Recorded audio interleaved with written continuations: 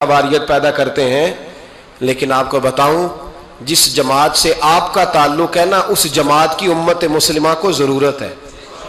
क़यामत भी 10 मुहर्रम को ही आएगी, जुमे का दिन होगा। तो मैं आज दिल को हाजिर नाजर रख के, अपनी तबीयत को हाजिर पा के बाशऊर आपको कह रहा हूं, जाग के सुनना खुदा का वास्ता। आप उस जमात से ताल्लुक रखते हैं, अगर काफिर के सामने इस्लाम का कुछ चेहरा पेश हो सकता है तो सिर्फ सुन्नी का चेहरा पेश हो सकता है। खत्म हो गई बात। वरना कोई सहाबी का बेअदब है, कोई अहले बैत नबूवत का, आज मुझे कह लेने दो, खोल के कह लेने दो।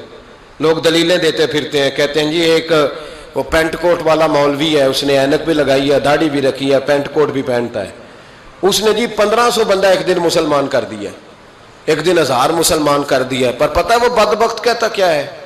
वो कहता है अमीरुल मोमिनीन यजीद रदी अल्लाह तआला अन्हु। मैं क्या करूं उसके 1500 मुसलमान को या 2000 उसके कलमा और वो जी बड़ी दलीलें देता है। वो दलीलें संभाल के रखे, वो दलीलें जो जी बड़े लोग उसके साथ होते हैं। तो करबला के मौके पर ज्यादा लोग यजीद के साथ थे, ज्यादा लोग। हम कसरत के कायल नहीं, हम हक के कायल हैं। हम अब छोड़ दो बात, दलाइल की तरफ आओ। अजीब तमाशा है। और एक मौलवी साहब उसकी हिमायत कर रहे थे, कहते नहीं बंदा ठीक है, वो भूल गया था, असल में कसूर उबैदुल्ला इब्ने ज़ियाद का था, असल में गलती अमर बिन साद की थी, तो यजीद को ज्यादा इल्जाम नहीं देना चाहिए। मैंने कहा बड़ी तुम्हारी करीबी रिश्तेदारी है यजीद के साथ, तो अल्लाह से दुआ क्यों नहीं मांगते कि तुम्हारा हशर यजीद के साथ करे? मांगनी चाहिए ना दुआ। क्या ख्याल है आपका? हम अल्हम्दुलिल्लाह जुमे वाले दिन मस्जिद में बैठ के दुआ करते हैं, या अल्लाह हमारा हशर इमाम हुसैन के गुलामों में करना। तो तू भी करना, जुर्रत कर, जुर्रत हमारी जुर्रत देख। हम ये नहीं कहते उनके साथ कर, हम कहते हैं या अल्लाह हमारा हशर उनके, हमारी जुर्रत देखो, हम उनके गुलामों में, कदमों में, नौकरों में बैठने को दुआ मांग रहे हैं, या अल्लाह हमारा उनके गुलामों में, गुलामों के। तू भी जुर्रत कर दलेरी, कर जुर्रत, क्या या अल्लाह मेरा हशर यजीद के साथ कर दलेरी। अगर इतना ही अच्छा था तो बेशर्मो इतना जुल्म ना करो, इतनी ज्यादती, इतना जुल्म ना करो, ये जुल्म है। इमाम हुसैन जुमे वाले दिन खुतबा पढ़ने लगे, जुमे से पहले इमाम हुसैन ने खुतबा पढ़ा और आपने एक जुमला कहा जो हमेशा याद रखा जाएगा। आपने फरमाया यजीद को जाके बता दो कि मुझ जैसा तुझ जैसे की बैत नहीं कर सकता। ओ क्या फिक्रा है इमाम अली मकाम का। फरमाने लगे मुझ जैसा तुझ जैसे की बैत, और आप फरमाने लगे बताओ इस वक्त पूरी दुनिया में कोई नबी का नवासा मौजूद है मेरे सिवा? हजरत आदम से लेकर मुस्तफा करीम तक इस वक्त पूरी दुनिया में कोई नबी का नवासा है? और फरमाया अगर मैं ही हूं पूरी कायनात में। लोग कहते हैं फलाना लामा साहब की तबलीग बड़ी है, हमसे बड़ा कौन होगा तबलीग की बात करने वाला? लेकिन डरो अल्लाह से, डरो, गुमराह न करो कौम को। यहां तबाही उतर गई है, कोई बड़ी दाढ़ी रख के माज़ अल्लाह ताला अहले बैत के बारे में बकवास करता है, और कोई बिल्कुल दाढ़ी मुंडा के नंगा सर करके मिंबरों पे नाचता है और सहाबा के बारे में बकवास करता है। मेरे मुस्तफा के पास अगर अबू बकर आए हैं तो वो भी शान वाले हैं, और अगर बीबी आयशा सिद्दीका उनके बिस्तर पे रही है तो वो भी शानों वाली है। मौला अली शेर खुदा के बारे में जो बात करे पक्का बेईमान है। अजीब तमाशा लग गया है जी। जो रब नबी पाक के जिस्म के करीब मक्खी नहीं आने देता, वो गंदा बंदा हुजूर के करीब आने देता है? अजीब तमाशा है। उम्मत को तबाह कर रहे हो, काफिर को मौका दे रहे हो ये कहने का कि तुम्हारे नबी के पास बैठने वाले ठीक नहीं थे। अगर हुजूर के पास बैठने वाले ठीक नहीं थे तो बाद वाले कैसे ठीक हो गए?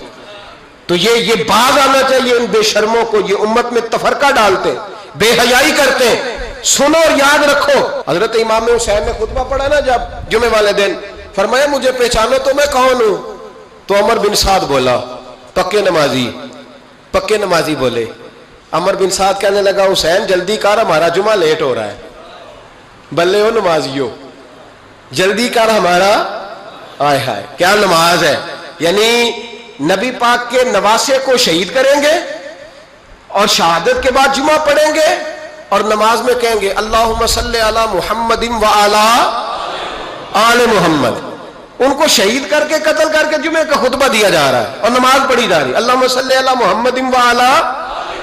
تو میرا سنی بڑا بھولا ہے، کہتا ہے جی وہ زیادہ نمازیں پڑھتے ہیں. تو زیادہ نمازیں تو عمر بن سعد بھی پڑھتا تھا. تو بھولا او خدا کے دیکھے نا، جتنی نماز کی اخلاق کی بات شاید میں کرتا ہوں، آپ کو جماعت میں کم لوگ ملیں گے، لیکن یاد رکھنا نماز عقیدہ نہیں، روزہ عقیدہ نہیں. عقیدہ حسین ہے، عقیدہ حسن ہے، عقیدہ علی ہے، عقیدہ عثمان غنی ہے، عقیدہ عمر فاروق ہے. میں اس شخص کو کیا کروں؟ مجھے اس شخص کی کیا ضرورت ہے جو ممبر پہ بیٹھ کے کہتا ہے حسین ابن علی باغی تھے؟ وہ شخص، اس کی نماز روزہ حج زکات دیکھا جائے گا. آؤ قرآن مجید سورہ شورا آیت نمبر 23، گھر جا کے قرآن مجید کھولو، یہ والی آیتیں بھی پڑھا کرو، یہ والی بھی کھولا کرو. صحابہ جمع ہو کے نبی پاک کے پاس آئے، عرض کی یا رسول اللہ صلی اللہ علیہ وسلم آپ کے خرچے زیادہ ہیں، آمدن کا ذریعہ کوئی نہیں. جس طرح آج لوگ ہر پیر صاحب سے نہیں پوچھ رہے، علامہ صاحب سے، کہ آپ کام کوئی نہیں کرتے، کپڑے پھر بھی سفید پہنتے ہیں، کیا ذرائع آمدن ہے، پھر بھی آپ گاڑی میں گھومتے ہیں. ہمارا تو پروگرام تھا مولوی بھوکا مر جائے، پر اس کے پاس آتے ہیں تو یہ تازی چائے پلاتا ہے. کیا مطلب، کس طرح کا رویہ ہے؟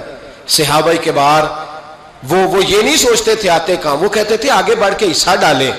وہ سارے آگے بڑھے، کہا یا رسول اللہ صلی اللہ علیہ وسلم اخراجات زیادہ ہیں، ذرائع آمدن بظاہر کوئی نہیں، نذرانوں پہ اعتراض نہ کیا کرو. نذرانہ دینا نبی پاک کی سنت ہے، نذرانہ قبول کر لینا نبی پاک کی، بولو، حضور کی سنت ہے.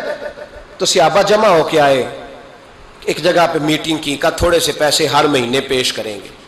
تو حضور سے بات کون کرے گا پیسوں کی؟ کہا ہم نے نہیں کرنی، نبی پاک کے چچا جناب عباس کریں گے.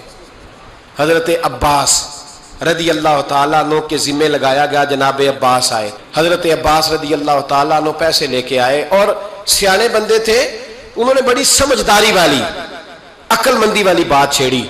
یہ نہیں کہا کہ حضور ہم یہ نذرانہ دیں گے. کہنے لگے یا رسول اللہ ہمیں پتہ ہے آپ کی مذہبی مصروفیت اتنی ہے کہ آپ کو ٹائم نہیں ملتا کاروبار کرنے کا، اگر آپ کام کریں گے تو پھر آپ کس طرح کر کے دین کا کام ہو سکے گا. اور یا رسول اللہ آپ نے جو ہمارے لیے کیا ہے اس کا ہم بدلہ نہیں دے سکتے، ایک حرف کا بدلہ نہیں دے سکتے.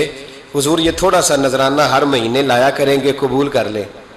نبی پاک کے سامنے رکھا ہی تھا کہ اللہ کا قرآن بول پڑا، کا کل لا اسألکم علیہ اجرا، محبوب ان سے فرما دو کہ میں نے تمہارے لیے بڑی تکلیف سہی ہے، پر میں تم سے کوئی اجر نہیں مانگتا، تم سے کوئی اجر نہیں مانگتا. ہاں اگر تم نے کچھ کرنا ہے الا المودۃ فی القربى، تو میرے قریبیوں سے پیار کرتے رہنا، میری ختیجہ سے پیار کرنا، میری عائشہ کا ادب کرنا، میرے قریبیوں کا احترام کرنا. یا رسول اللہ ازواج تو گھر میں ہے ہی، قریبی کوئی اور بھی خاص ہے جس کا ادب کرنا ہے؟ تو نبی پاک نے فرمایا ہاں علی، فاطمہ، علی اور فاطمہ کی اولاد.